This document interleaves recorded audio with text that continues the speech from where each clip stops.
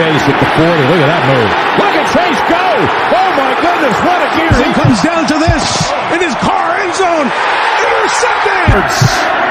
McPherson. And Cincinnati is heading to the Super Bowl. Toss here. Nixon's going to throw. Open man. Caught. Higgins. Touchdown. Drives. Touchdown. Joe Burrow has his first rushing touchdown of the season.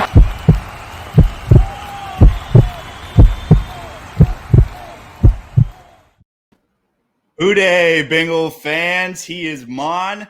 I am Jake. This is the Bengals Pulse, the heartbeat of our Cincinnati Bengals. Maan, episode 13 is here. Another big show, another big guest. I could not be more excited about our show today. Maan, how's your week been? It's been solid. I'm really excited about this episode, and this is going to be a lot of fun. Let's get to it. Let's get to it. I know you and I have been very excited about this. Maan, if you're a Bengals fan, our guest today needs absolutely no introduction. In 93, he started Before the Roar, the tailgate experience. He's been a key advocate for trying to get our should-be Hall of Famers into the NFL Hall of Fame by starting the Jungle to the Hall. This past season, he was named the NFL Bengals Fan of the Year. Nobody more deserving. And he also hosts a podcast called Bengal Jim and Friends. Here he is, a Cincinnati legend, Bengal Jim Foster. Welcome to the show. Oh, my God. Way too much. But I am excited. Let me tell you something. I am your Ken Riley episode, it sounds like. This is awesome. Yes, yes, you are. You're our Ken Riley episode. That is awesome. That is cool. Jim, hey, thanks for having me, guys. I'm excited to be here, man. Oh, Jim, it's such an honor to have you. Thank you so much for coming on the show. We are so excited about having you on, man. Thanks, man. Hey, Jake, I don't know if you ever had some beers with Mom, but man, he can't handle more than 2 beers at a time. Oh, he's a lightweight. He's a lightweight. He tries. Jim, listen, Jim, he tries so hard, but he's a lightweight. He's a lightweight. It was the blueberry beer. That's blueberry, whatever those things were. Fathead. That hurt me. That hurt you. That hurt you, Jim. I have no room to talk, Mon. That was a fun weekend, buddy. That was a fun weekend. Listen, Jim, Mon tells me in his earlier years he could run with anybody, but I guess that's in the past because he's a lightweight. He can still hang. I was just messing with him. I still got it. I haven't lost it. Okay. All right. Jim, this past season had to just be incredible for you. I mean, not only do our Bengals go to the Super Bowl, but you're named Fan of the Year. And again, like I said before, man, I don't say this lightly.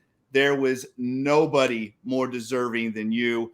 I know we as Bengal fans, we were so excited for you. Tell me, I want to hear about that entire experience. I want to know because we've all seen the video. Obviously, it's out there. But when you walked into, I'm telling you, I got a little emotional watching you get emotional. Tell me, and that experience of walking in the stadium and CJ coming on the screen, just tell us about that whole experience, man. I tell you, overwhelming. That particular, it was funny because I remember getting a call from the Bengals on a Friday, early October, asked me to come down Monday around 3:00. They wanted to finish it up, some game day experience stuff, which I had just got done doing the week before. I'm like, yeah, I'll be down. So I get down there and I knew something was a little off because they wanted me to walk down to section 158 where our seats are, right by the Bengals tunnel. I start walking down there. I see the back of this white cardboard cutout. I didn't know who it was or what it was. I seen the back of it. It was white. I seen a camera in front of me, a camera down to my right. There was a camera to my left, cameraman behind me following me down.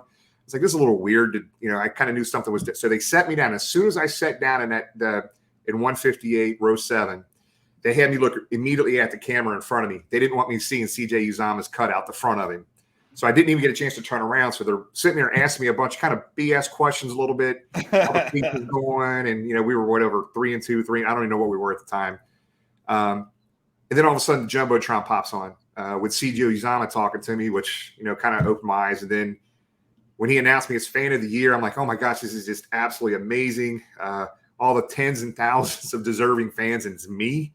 And then Elizabeth Blackburn comes down with Houday and some Bengal front office people and say, not only that, but you're going to be Ruler of the Jungle for the Kansas City game. I'm like, I lost it. I was like, that was fan of the year was enough. Then Ruler of the Jungle, I just totally lost it. And then all of a sudden, Houday pops up these 2 giant Super Bowl tickets. And not only that, you're going to the Super Bowl. I totally got I'm tearing up right now thinking about it a little bit. But it was totally emotional. It was totally surprise and total surprise. And I always told myself, and I'll never forget, we were there for a good hour and a half. And I remember they walked me up to the jungle, the Rule of the Jungle platform and had me sit in the ruler thing with the staff and just take some videos. And I remember we're just having a general conversation. I remember saying, I never was going to go to the Super Bowl until the Bengals went to the Super Bowl. I never, ever would go unless the Bengals went. I said, you know what? It's going to happen. We're going to watch C.J. Uzomah catch passes from Joe Burrow in the Super Bowl. I don't know if I truly believed it at that point, because I really thought we had probably another year before we got to where we were. And just a magical run, guys. Jake, Maan, I'm telling you, it was just a magical run. And the thing that I love the most is that all the fans that are 30, 31 years old that never got to experience a Bengals playoff win and never got to experience this city and fandom across the world. There's nothing in this city that brings the city together like Cincinnati Bengals football when it's winning. This city was like something I'd never seen, not even in 81 or 1988. It was that crazy here. And I was so excited for the rest of the fans. But the fan of the year thing, guys, I'll tell you, I felt very humbled. And if you only knew how many great fans there are out there, I just felt that I was representing Houday Nation, and I had to do the best to represent my city, my team, and the fans. And I can't wait to see who it is this year, man. It was just an amazing run, and it was the ride of my life last year for sure. Well, I mean, you've always done that, Jim. You've always represented us well. Obviously, Maan and I have been fans for over 40 years, and we both got to go to the Super Bowl. It was an incredible experience. But for you being the fan of the year, anything special that they did for you when you got out to LA? I mean, you got to understand, it was 2 tickets to the game. It was they paid for our hotels. They paid for our flight out there and back. Just happened to be my anniversary week that week, so my wife and I and we were out there from Tuesday to Monday. And I mean, there were some things that the NFL had left in our room, some footballs and some shirts and stuff like that the NFL provided. That Friday morning before the Super Bowl, I remember getting a call Wednesday saying, "Hey, Good Morning Football wants you to come on set Friday morning. We got to be there. You got to be up and ready at 4:00 in the morning." So I'm like, okay, we get out. They drive us to the studio, and we're sitting in studio with Kay Adams right on set. It was me and the Rams fan of the year. Oh, that's right. I remember watching that. Yeah. And I mean, there was just all kinds of stuff that was going on. There was events for fans of the year, the 32 fans of the year. There was all kinds of stuff going on that we attended. They had stuff going on every day for us out there. It was just an amazing. The only thing that went wrong last year, the entire year, was the last minute and a half of that damn Super Bowl. Oh my God! Let's not talk. Let's not talk. Jim, Maan and I have not watched. Obviously we were there. We watched it live. Maan and I have not watched it on television yet. I don't know if I'm going to be able to be honest with you. I haven't watched it either. I still haven't rewatched the 81 Super Bowl or the 88 Super Bowl. Or 80, me either. I haven't either. I haven't either. I won't. I can't do it.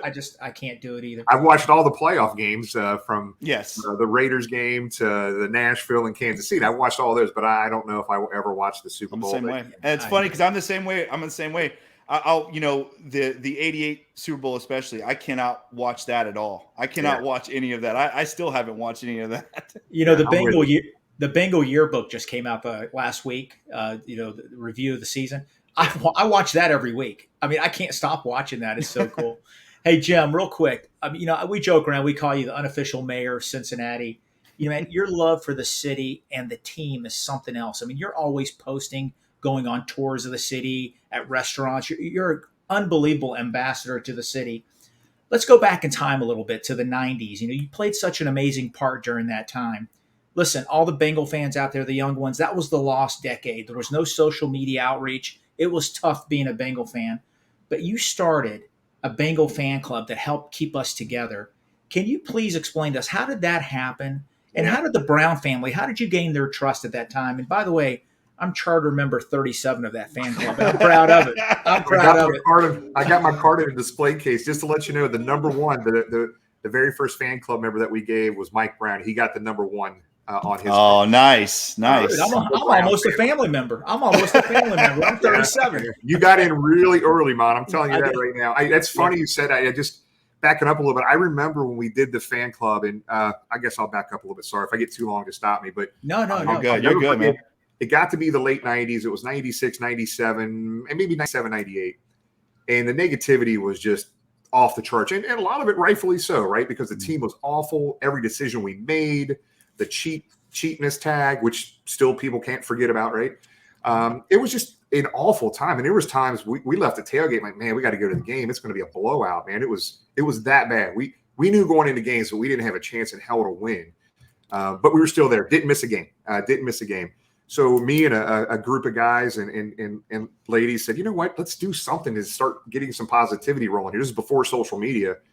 And we had some relationships within the organization at the time. I know Jeff Birding, who now manages the FC Cincinnati, the soccer team here in Cincinnati, was working for the Bengals for like maybe 18, 19 years. And I knew Jeff, and we had done some stuff together for the team. And we put a proposal together to the team like, hey, we want to start a fan club. Not going to cost you guys anything. We had attorneys involved where we had NFL licensing. You know, there was no issues with anything. And the team was very open to it. Mike Brown and Katie and everybody was very open to it. And we started this fan club. We didn't know what the hell we were doing. That was 99 was the first year. Was your card, is that first card? Was that the 99 season, Mon?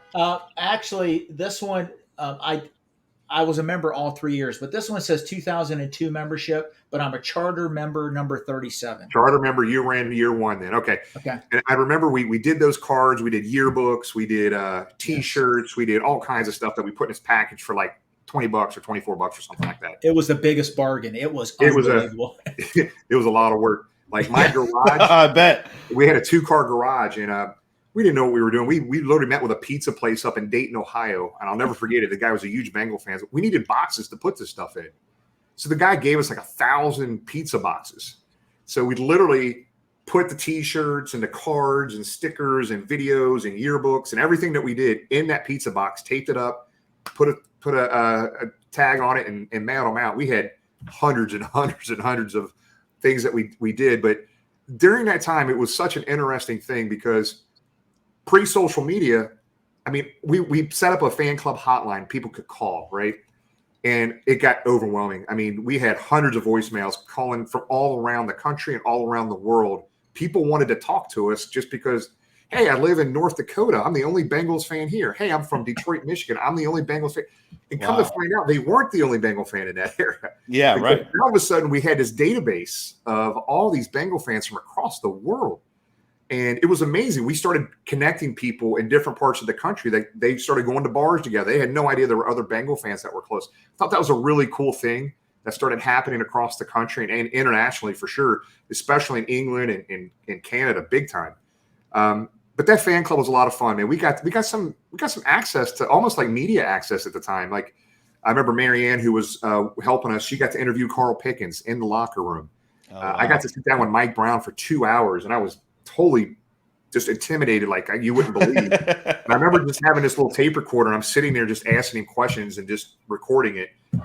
And I wish I had that to do over again, man, because that man has more history in his brain than I ever knew about.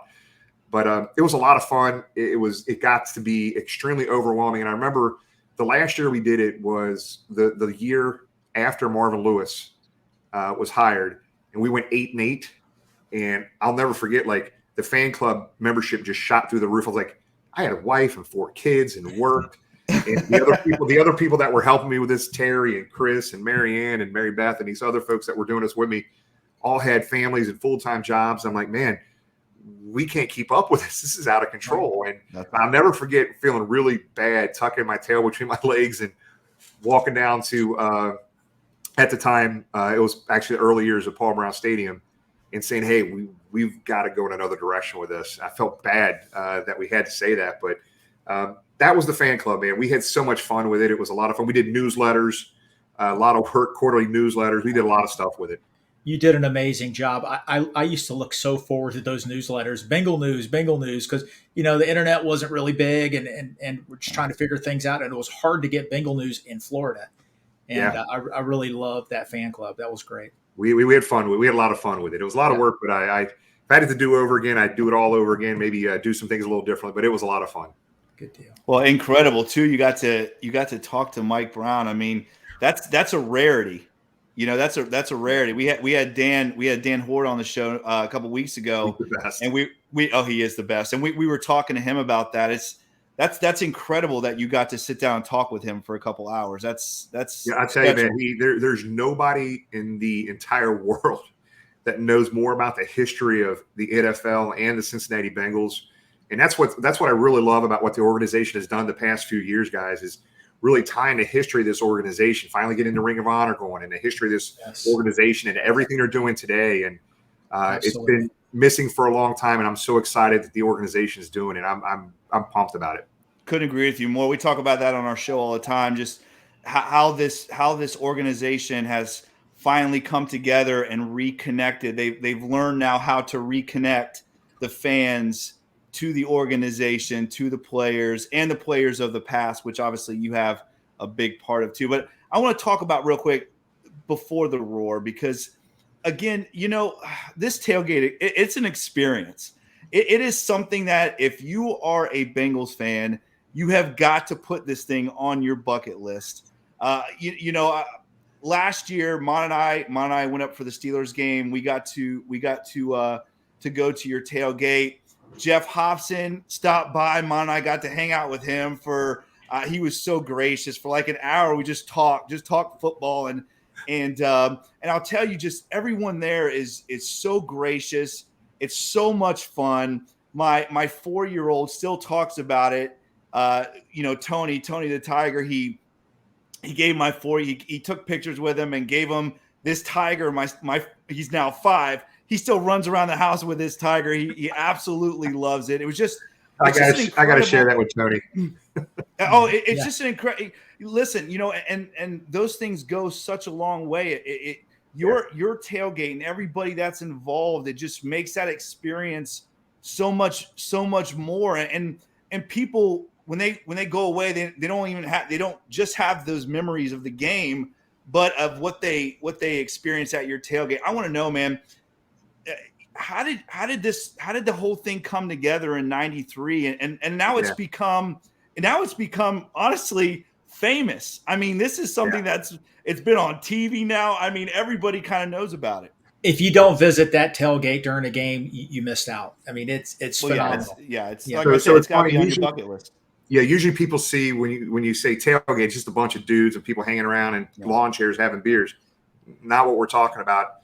No. In 1993, the first tailgate we ever had, never hit in our wildest dreams did we ever think it would get to where it's at today. And tying a lot of the charity stuff that we've been doing into this tailgate, this platform has been amazing. But 93 was just me and a bunch of buddies going down for a game at Old Riverfront Stadium or Old Synergy Field. And I'll never forget, we had this little small charcoal grill and a case of beer and a cooler of beer and just sat out there and grilled hot dogs. And literally we've done it every game since, and hit most every NFL stadium, even for away games with it. So it's been really fun how it's grown over the years. And I tell you, I'm going to be very clear for clarity for everybody.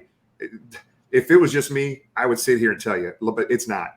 Guys, I have Craig Johnson, who owns a company in Cincinnati called Cincy Beer Fest. All the beer festivals that go on all across the Midwest for the most part, his company does those. He's critically important. James, my buddy James from Indianapolis, Brownsburg, Indiana, that guy is a Marty. He's the one who told me like 2015 to turn sideways at its preseason tailgate with my bucket hat. Takes a picture next game. All of a sudden, he's got a giant banner. He's branded it. He's marketing it. I'm like, what are you doing, Jim? I don't want my tailgate to be called me. Just call it something else. No, we're branding it. This is what we're doing. My son Ryan, you got Dell Hall from 16 Lots, who brings down about 7 to 10 half barrels of Ken Anderson's day drinking lager every game. Bruce Johnson. I'm gonna forget somebody in there killing with Tony and Carrie and Brandon and Hannah and there's just so many Caleb. There's just so many people that make this happen, because there's no way you could pull off something like this without a family. And that's exactly what we become, because a big group of these people, guys. We literally have gone last year. We went to every home and away game with the same group of people. But the tailgate's been a lot of fun. And what's as big as it's gotten every year, how do we keep getting better, right? Not necessarily bigger, but better, because last year during the Raiders game, we had over 2,000 people at the tailgate. We had enough food for 1,000 people that was gone in an hour. So this year, what we have done, what we're doing differently, we have 3 local restaurants. I think the first game, we got 300 Conies from Camp Washington Chili, 500 hamburgers from Jack Brown Burgers. We got like 500. We got a taco stand being set up from Gomez's Tacos here in Cincinnati with 500 tacos, 10 half barrels of Ken Anderson day drinking lager. We've got special guests for every single game. Ken Anderson will be down there opening day. Every game we have a special guest, and we got a charity that we work with every single game. As fun as it is, I think Jake, you made a good point. It's people that go down there and just go to a game. They're missing an experience. It's not just our. Absolutely. There's hundreds of tailgates around the city, right? But go enjoy yourself pregame. Get down there early. Find better parking. Get down there early. Have some fun. Pregame a little bit, then go in. It makes the game that much better, win or lose. But the thing that I'm most proud of, what our crew has done, we're starting to see more and more people around the city do this in their tailgates. The fundraising for charity, guys, we raised almost $60,000 last year, and we can only attribute that to 2 things. One, the tailgate platform and our Talking Football with Jim and Bengal Jim and Friends platform has been the reason this thing has taken off. I mean, almost 70,000 last year. We set up a 501c3 this year. We think we're going to be able to get more companies involved to do some matching on some things, where we've got a goal of 75,000. We may need to bump that to 100,000. But I mean, last year we worked with about 13 or 14 different charities, mostly local charities. And that to me has been the biggest impact of this tailgate. To know where this started with in 1993, with a little charcoal grill and a case of beer with about 5 or 6 friends, to a couple thousand friends now. And people, some of these people are close friends, but there's so many people at a tailgate that you wouldn't spend any time with outside of football, outside that tailgate. You got a business owner that owns a $20 million revenue a year business, hanging with somebody who's in between jobs, and they're sitting there in their shorts and shirt and Bengals hat and sitting there talking football. And that's what it's about. And it's absolutely, it's an experience. Cool. I love sitting back watching it, and the charity stuff has been absolutely amazing. And just wait till the fans see what we got planned this year. There's all kinds of fun wait. stuff. Well, that makes me very excited, because I am finally, after 41 years, I am a Bengal season ticket holder. I'm so excited. I'm actually right close to you in your section. So I'm excited. Yeah, I'm excited. Yeah. Man. I am so pumped. I am pumped. Again, I have it in my schedule. Obviously, I will be hitting your experience every game, because, again, like you said, man, it's not. I hate the word tailgate, because it's not a tailgate. There's great food, there's great beer, there's great people, but it is so much more than that. And I'm just so excited this year. I am just pumped, not only about being a season ticket holder finally, but being able to see you every game. And I'm just excited about the whole thing. Dude, I cannot wait for this season to get going. We got so many great things planned, and it's going to be a blast, guys. I can't wait. Absolutely. Hey, Jim, let's keep on talking about tailgating. At the Super Bowl, you could not do a traditional tailgate. It wasn't allowed. So the night before, you had this party in downtown LA that was off the charts. It was awesome. We were there. It was the best party I've ever been to. We have got to know, how did you put that together? You had so many Bengal greats there. I'll tell you what, there was a lot. You had Coolio.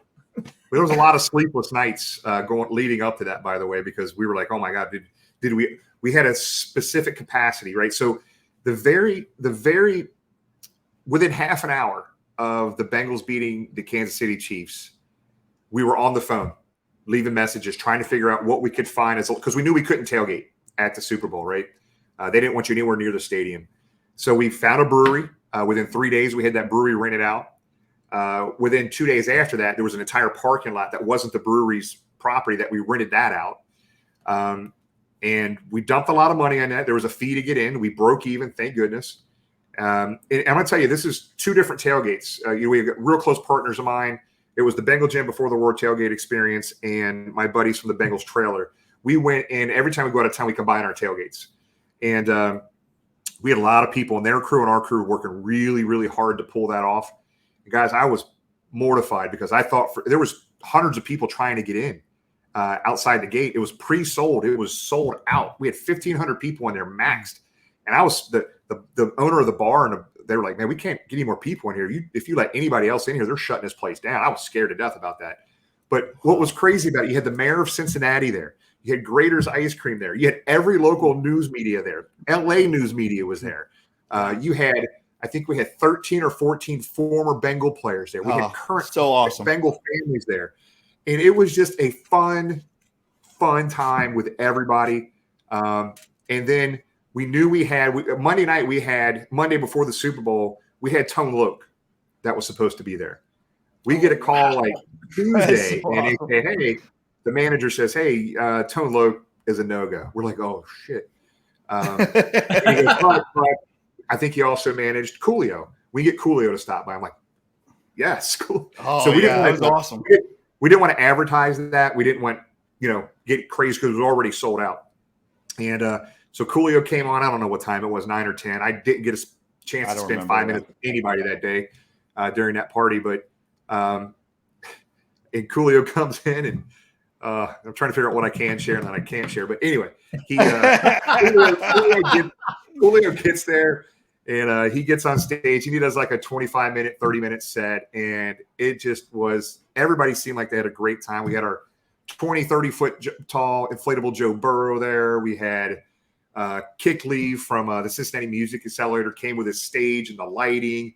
We had people drove from Cincinnati out there to make all this stuff happen. And man, oh man, what an amazing, I'll be honest. We have had people talk to us about that Super Bowl party. They said they got to go to different Super Bowl parties all across Los Angeles that entire week, even the day of, or the day of and the night before. And evidently Cincinnati Bengal fans showed out and probably threw the best party in the entire city of Los Angeles that weekend. I'll tell you, I was beside myself. I tell everybody that asked me about, what was it like going out there and finally seeing the Bengals live in a Super Bowl and all, and your party. I always talk about your party first because getting a chance to see Rodney Holman and Isaac Curtis and Ickey Woods and just hang out with these guys that I grew up as a kid loving. Curtis, wow. I mean, Maan and I were beside ourselves when we met Isaac Curtis, but I mean, just that alone, and obviously the Super Bowl was heartbreaking, and for all of us, but that party made that trip so much more special. It was just incredible. You guys put on. It was the best party I've ever been to. It was awesome. It was pretty amazing. I think Josh Sneed from Cincy Church, there was so many people there, and what the only thing I regret, man, it's like. I remember seeing you guys, but I barely talked to you guys. It was just we were just so busy running around. You were crazy, man. There were so many people there. Everybody was tugging on you. Everybody was. Yeah. I mean, it was. It was great. I'm glad you guys got to make it, man. And if it wasn't for fans like us and you guys, that stuff doesn't happen. The thing about it is, I was really taken aback of how many people traveled from across the world to LA for this game. There was people that came that didn't even go to the game. They just wanted to be in LA, be around other Bengal fans, and watch a game at a bar or something. It was amazing. It was an experience I'll never forget, guys. 60% of that stadium was Bengal fans. Oh yeah, 100%. Absolutely. If not more. I tell the coworkers I work with, they think I'm full of crap. No, I'm telling you, I will die on that hill. 60% of the fans were Bengal fans. There were more 49er fans there than Rams fans. I think we saw more 49er fans there than Rams fans. I can tell you that those 49er fans were rooting for the Bengals big time. Oh yeah. Oh, no doubt. Yeah. We ran to a couple of them. And it's so hard because we, obviously us as Bengal fans, I wanted the 49ers, obviously, because, they basically ruined my childhood in 81 and 88. So I wanted another shot at him, but I wanted that too. I'm with you on that. So let's talk about the jungle to the hall, because we have covered all these great things you do. We haven't even talked about the one that Maan and I just absolutely love. Maan got to go last year. I haven't got a chance to go yet. If there's a jungle to the hall 3, I am there, Jim. I promise. what you do advocating, you're not just advocating for the organization and the fans, but all these players that deserve to be in. I mean, we talk about it on our show all the time. Jim, what do you think? Is the dam finally going to break? Because it's got to, right? I mean, we got at least 3 or 4 guys that got to be in the Hall of Fame very soon. Jake, let's be clear. You know, it's an omen when I'm on the 13th episode. This is the Ken Riley episode, so this is the omen. This is the omen. It's happening. It's happening. And that's, to be honest, I've known Maan, never really got to meet him. I've never got to meet him until that event up in Canton. And we just got to a point where actually it was James Spink and I, the guy that my buddy comes down from Indianapolis every game. And we were sitting there. I was like, man, I'm tired of this. Me and other fans bitching on social media about our guys not being in a Hall of Fame. I feel like we're powerless in making an impact on this. And James and I talked for probably a good 2 weeks, and I was like, damn, man, maybe we just do something and just start stirring some media conversation, not just locally in Cincinnati, because that's pretty consistent. How do we get national media outlets and national podcasts to pick this story up and just stir conversation? Why in the hell is there only one Cincinnati Bengal in 54 years in the Hall of Fame? And crazy. And I'll never forget, I got off the phone with him that day, and the next day in the morning on the way to work, I called James. James, we're doing this, man. We're going to take this to the doorsteps of the Pro Football Hall of Fame. We're literally going to rent a tent 50 yards from the front door of the Hall of Fame and make our case known about this. And the rest of the day, I spent most of the time on the phone with the Hall of Fame. They just wanted to make sure we weren't coming up there to burn the place down at the end of the day. But the Hall of Fame was very good to work with. They really understood where we were coming from. There's a lot of Bengal fans that actually work at the Hall of Fame, believe it or not. Yes. We ran into a bunch and they were so excited. But so we decided to do that. And we got all kinds of videos from Elizabeth Blackburn, Max Montoya, Ken Riley II. We got all kinds of videos about Michael Strahan. Michael Strahan. Oh, man, that was a great story. Don't let me forget to tell that one, Ron. Yeah. How we got that one. And Willie Anderson shows up at the Hall that day. And I told him we'd probably have 125 to 150 people. We didn't have like a ticketing thing. We were just kind of getting an idea. And the bad thing about the night before, there was a really bad storm in the Cincinnati area. I mean, a really like power outage, like hundreds of thousands of people power out in Cincinnati. So I'm getting all these direct messages and text messages from people saying, hey, I can't make it up. My power's out. I'm like, oh my God, we're not going to have anybody show up. And we get going. It gets closer to the time of the event. Probably half an hour before, I was like, it's kind of half full, half empty. And then 10 minutes before, we had to go into the Hall of Fame and start grabbing more chairs. We had over 200 Bengal fans in there. Oh, that's awesome. We had to get more seats and put them out. And then Maan's going to remember this. I'll never forget this moment. And I get goosebumps thinking about it. Totally not talked about, totally out of the blue. Nobody planned it. We start kicking it off the event, and we couldn't get it kicked off with the mic because people started chanting Willie.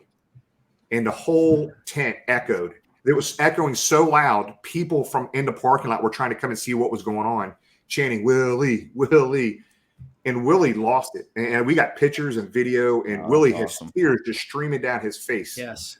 And I'll never forget that because I sat there and I got a little emotional, like, oh my God. It's one thing to us to be upset about these guys not getting into the Hall of Fame. But when you get close to these guys and realize how much it really means to them and their families, oh my gosh, guys. Yes. Oh my gosh. And a really cool thing about Willie, to Maan's point about Michael Strahan, I had worked for like 2 months trying to get Michael Strahan to do a video for us.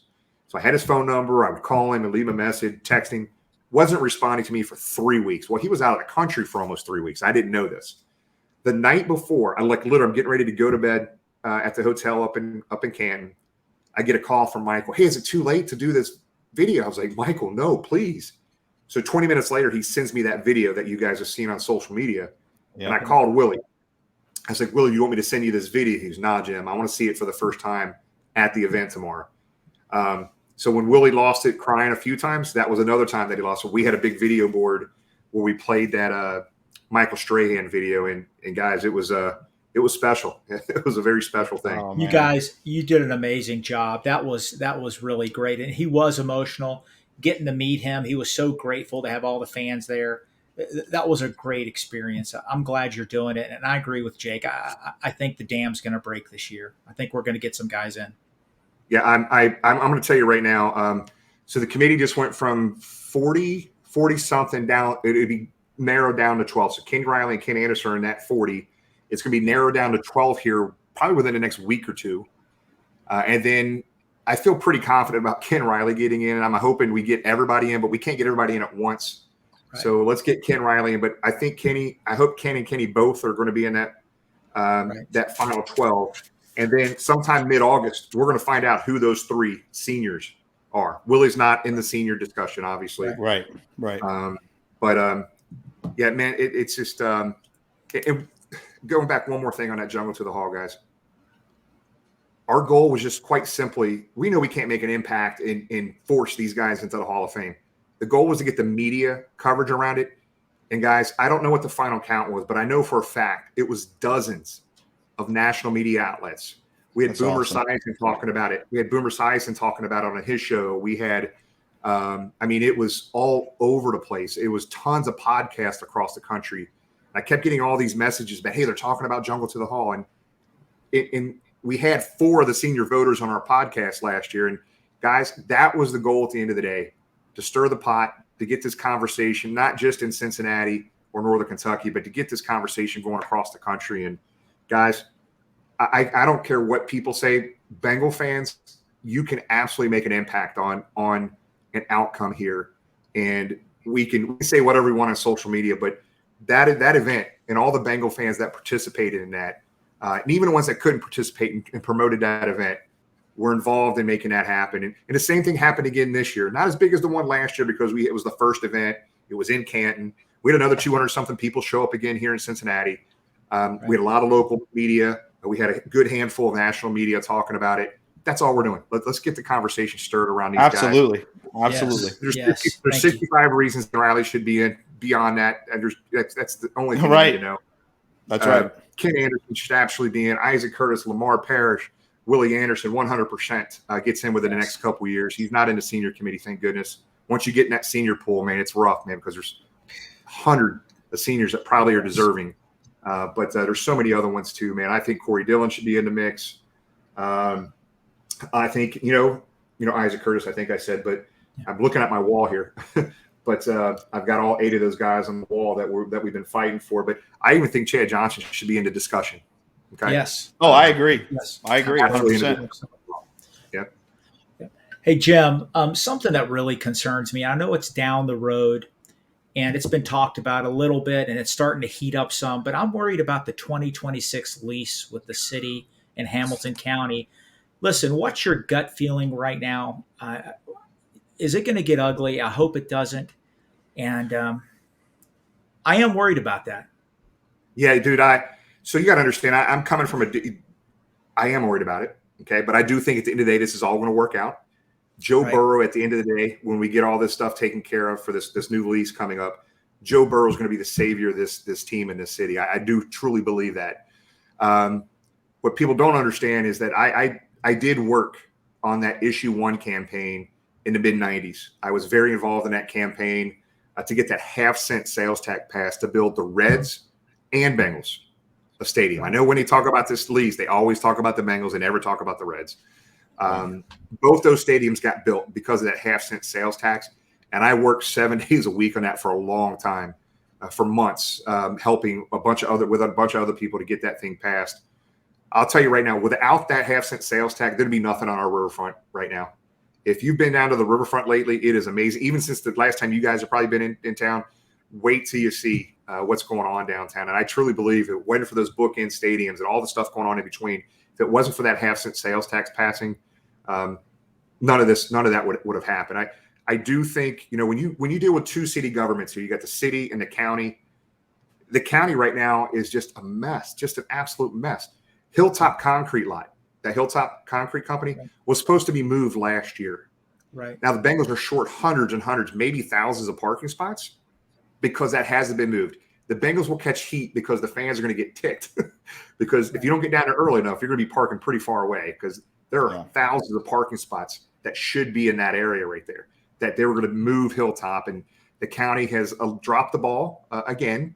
So, Mon, I'm not as scared as I was back in the early mid 90s, because I know the Bengals had an opportunity. If they wanted to go, they could have absolutely taken that Baltimore deal that the Browns did, 100%. The Bengals aren't asking for an arm and a leg here. They will be specifically asking for only to maintain that stadium. Now, there's significant costs to make that happen, but our investment as taxpayer dollars, I want that investment kept, and I want it maintained, because we got another pretty good chunk of years out of that stadium if we want, as long as they maintain it and do some upgrades on it. And, Jim, I remember last year during the playoff run, some of the local news channels in Cincinnati, I think they estimated over $200 million for the Raider game and all the activity downtown that was generated from, the Bengals postseason run. And, just so much. You hit it right on the head. The banks would not exist without those stadiums. We travel to Cincinnati. Yeah. Right. Me and my wife, we started traveling to Cincinnati once a year back in the 90s. The banks wasn't there. And then all of a sudden the stadiums popped up, and it's beautiful there. We love it there. It's a great place to visit, and trust me, we spend a lot of money there. Us and thousands of other people, and I hope they work this out, and I think they will too, because I think Joe Burrow. I think they will, man. I think they will work this out, but I'm telling you, that's why Bengal fans have to be united through this, because the Bengals are going to need every one of us here very soon. And there's, all the little bickering and I'm better than you type stuff, or that stuff needs to go away. We need to unite as one, and we need to be on the same page when this comes up, because the Bengals are going to need us. I think we'll be fine, guys. I really do. I know people just act, it's not going to be. Tell them, trust me, you're dealing with the county and the city government. It's going to be a fight, but I think we can fight through this and make it happen.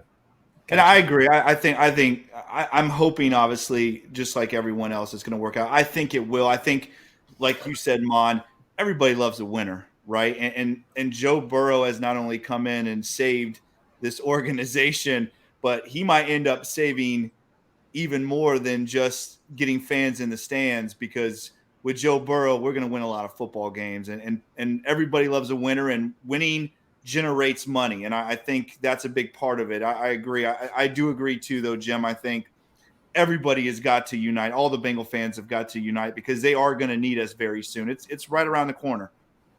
It's going to come up before the 26th. It's going to be the next couple of years that they're going to finalize this thing. Jim, real quick before we get you out of here. I know you already answered this question, but whoever's been marketing you is an absolute genius. Right, I have koozies. Listen, I just got Cincy Bob's. Our buddy Josh at Cincy Bob's. Look right here. Look what's on the box. Look, I just got this, by the way. Another sign for our man Ken Riley. But again, man, we're actually gonna have Josh on here in the next couple of weeks. He's a great dude, but the marketing is just Maan and I. There's no marketing. That's my buddy Josh. I'm good friends with Josh. He doesn't live too far from me, and I've been Josh and I and Hollis and James. We kind of partner on a lot of these different things, and we got a big event coming up with Josh and Hollis in 16 lots here coming up. We're going to make a major announcement about that coming up here pretty soon. But Josh is a good buddy of mine. But that stupid logo is James' fault. My buddy James at the tailgate. At no point will that mean you might think it's stupid, but it has become something of its, and you should be proud of that. You really should, because again, Jim, like we said in the beginning of the show, what you do for this fan base and even the organization, I don't think people understand everything that you do and what you're involved in and what you put together. Listen, you deserve everything that comes your way, all the accolades, everything. We are just so appreciative of Bengal fans. You're an icon. What's crazy about this, Jake, and just I truly believe this is the bottom of my heart. This whole fan of the year thing, man. I tell you, I was very, very uncomfortable. I know this tailgate's named after me. The show is named. I'm not doing that stuff. I would have never did that. That's James and my buddies. They have marketing brains. I don't. They wanted to brand it and market it, but I'll tell you, the whole fan of the year thing. I'm going back there a little bit on that. Just there's so many fans, and it's not just people on social media that you would think would be the best. There's so many fans that are not on Twitter and Facebook and Instagram that don't get the accolades they deserve. And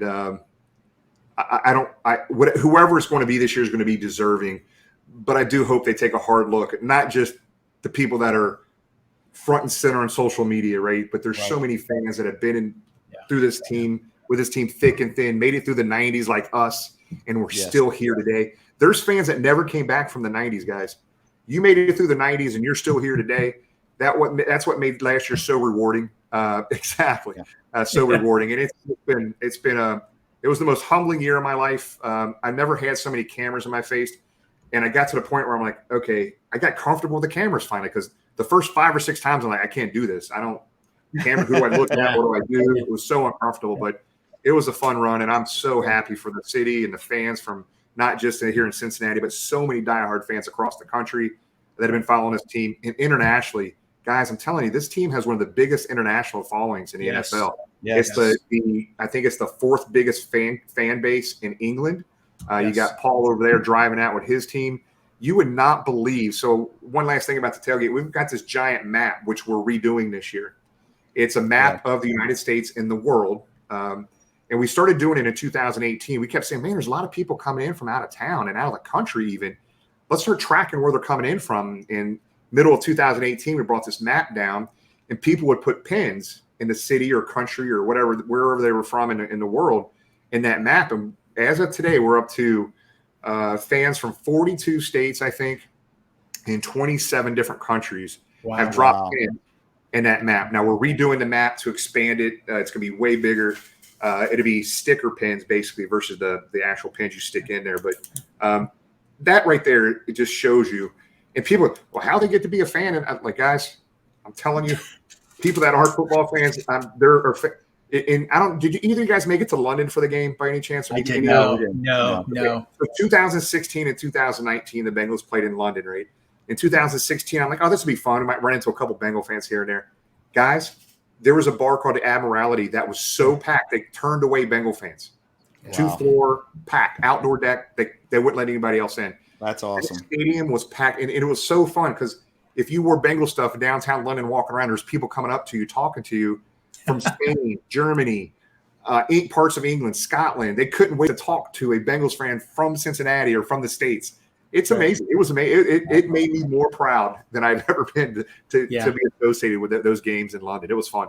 Yeah, Paul does a great job over there. Hey, I want to ask you, Jim, real quick. Tell us about your show next week before you take off here. Tell us about that. I got a couple more minutes if you need me. Okay. So, guys, we did a Super Bowl special about a year and a half ago, Super Bowl 16 special, where we had Chris Collinsworth, Anthony Munoz, Ken Anderson, Pete Johnson, Dave Lapham, Reggie Williams. I'm forgetting guys' names, a couple other guys.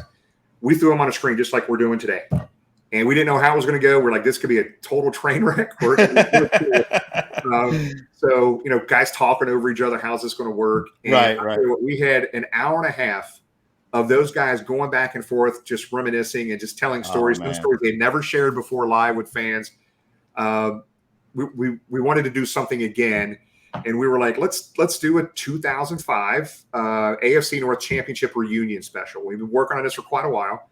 So right now we have got locked up Willie Anderson, TJ Hushmanzada, Shane Graham, Rudy Johnson, Levi Jones, Justin Smith, Rich Bram, and Brian Simmons next Sunday night. That's awesome. At 8 o'clock. Actually, when I get done with this evening doing some things, I'm really got to start prep for that because we have to – how are we going to format it? What are we going to do? And find some old videos and that type of stuff. And so we're really excited about that. That team right there, you got to understand the importance of that team to this city and to the fans that was the first time we went to the playoffs since 1990, 1991. That was the long stretch, 15 years almost, where we didn't go to a playoff game. And that team was probably one of the best teams, not the best, but one of the best teams in Bengals history. Mine and I go back and forth because I'll say this year's team, obviously for me, 88 was always up until this year. It was what I thought was the best Bengal team. I absolutely love that team to this day. This year's team, I think maybe surpassed that, not just because of how talented we are and obviously just the run that we had at the end of the year, but what they've done for the city, again, just brought that excitement back. crazy. 2005 is right up there. Now, Mon and I go back and forth. I'm a 2005 guy. He's a 2015 guy.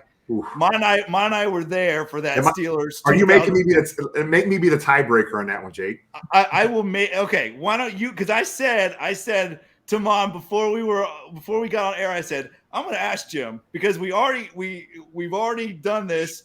We asked Hobson agreed with me. Hobson agreed Jeff, with me. Yes, we asked Jeff. Jeff said 2015, and then of course Mon just goes on and tries to bring Jeff into his craziness. But I say 2005. He says 2015. Hold on, Jeff and Mon are like this, man. They're like, I'll never forget, Jake, really bad mistake I made. We were up in Canton. We're probably on our 7th beer, that blueberry beer, whatever we were drinking.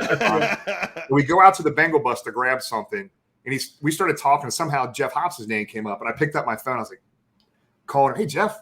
I gave the phone to Mon. Mon was like a kid in a candy store. Oh, yeah. Smile on his face. Like, listen, Jim. So we got to you set that all up. We got to hang out with Jeff at your tailgate experience, like I talked about earlier, right? So again, Mon was beside himself. So then we Jeff was so gracious to come on our podcast a couple weeks ago, and again, Mon is like. He's just starstruck, you know. He's the fifth Beatle. He should be. I mean, Jeff Hobson is a legend. You know, he is an absolute legend. He's one of my favorite people. But yeah, Mon was the same way. Mon thinks he's the fifth Beatle. It's hysterical. Oh, dude, I'll never forget I can see it right now. The look on Mon's face when I handed him that phone. Is this really Jeff? Are you messing with me? I know. I was like, what do I say? Hey, you know, we talked for about 10 minutes. He's a great guy. He's such a class guy. He's just like us, man. It's just such good stuff. But what's really cool, that 2005 and 2015 team, both of them were really fun teams and really good teams. I still say that 2000, as much as I'm not a Carson fan, that 2005 team had a better quarterback than we did in 15. But I'll give you that. But I think I probably lean towards that 05 team more than I do that 2015 team. Well, this is my thing, and I agree. I mean, obviously, that 2015 team, their defense was incredible, and that was Jeff's argument. That's Mon's argument. I agree with it 100%. 3 Hall of Famers on that team. But listen, this is my argument. This is my argument, Jim. If Carson Palmer, and this is a what if, and I know we hate what ifs as Bengal fans. If Carson Palmer doesn't go down, the Bengals are winning that Super Bowl. So that we had 2 quarterbacks injured in both 15 and 05. And that's my point. Is if 15 Andy Dalton doesn't get hurt, you don't really know what happens. I mean, they got a shot, right? I feel that 05 team, if Carson doesn't go down, I seriously think we win the Super Bowl. I agree. That 2015 team, damn good team, really good team, top to bottom, all around depth, everything. Yeah. I think that the offense on 2005 was better than 2015. I'll give you that. Oh, yeah. But I think the defense is the difference in 2015. Yeah. But hey, it's okay. We're 1-1. We're 1-1. There's no right or wrong, guys. They're both great. They're both great. Listen, don't forget that 2005 defense, 42 turnovers. They were a turnover machine. It was weird. I'm not going back in my brain, which isn't very good anymore, but I do remember that team giving up a lot of yards, man. They were not the best in the NFL in yards, but man, they were opportunistic. They would turnovers like crazy. They had a lot of turnovers that year that helped out that defense. But I agree with you guys, man. That's good stuff. Jim, you see I'm wearing the throwback color rush. What do you think about the new white helmets coming out? What do you think? Are you excited? Yeah, I got a white helmet up on my shelf right here, bro. I've been waiting for this for a couple years. I collect all the Bengal helmets. I'm so excited. I can't wait to see what it's going to look like. Can't wait. Yeah, it's going to be great. Jim, thank you so much. Yes, Jim. I mean, we are so honored to have you on the show. I am so excited. I'm going to see you week 1. I am so pumped. I'm looking forward to being up in the stands and going to battle with you. It's going to be so much fun. Yeah, I will have a beer waiting for both you guys when you guys get there. All right. We appreciate it, man. I just want to close and say this, man. I want to thank you guys for the invite. Maan, I love you, buddy. I just had so much fun hanging with you up in Canton last year, and getting to hang with people. if it wasn't for Cincinnati Bengals football, I would tell you 2/3 of the people in my life wouldn't exist to me.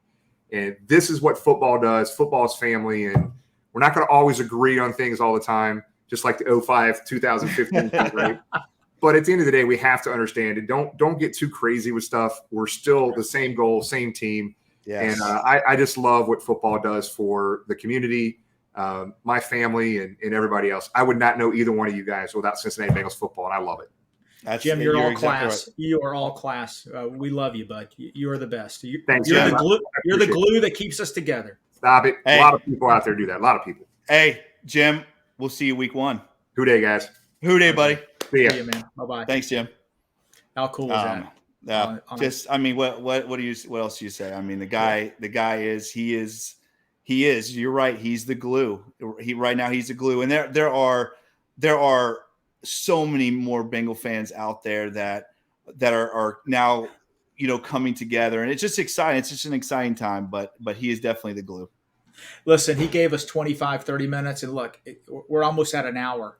I know. This guy is unbelievable. Like, I was worried. He sent me a text. He goes, "Hey, I'm good to go." And he gave us almost an hour of his time. And what a great guy. What a great guy. Well, listen, guys, thank you so much for tuning in. We were going to do a little counterpoint with Jesse Bates. We will get to that next week.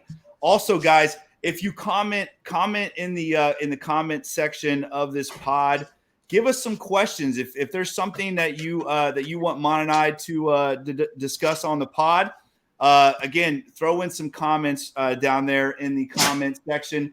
Remember to like, subscribe, and share this podcast. Make sure you check us out on Apple, Stitcher, and Spotify, all the podcast platforms. Guys, again, too, if you've enjoyed listening to this podcast, please go on there and give us a 5-star review. We would much appreciate it. Also, guys, make sure you check out the other pods on the Wincinnati Network. Ace and Zim has put this family together, and we are rocking and rolling. Make sure you follow us on Twitter at Bengals_Pulse9, and on Instagram, the same without the @ Bengals_Pulse9. One more time, give it up for Bengal Jim. Thank you, Jim, for coming on the show. You are always a class act. Guys, it's another edition of the Bengals Pulse. Y'all take care. Thank you so much. He's Mon. I'm Jake. Hoo day, Bengal fans. We will see you next week.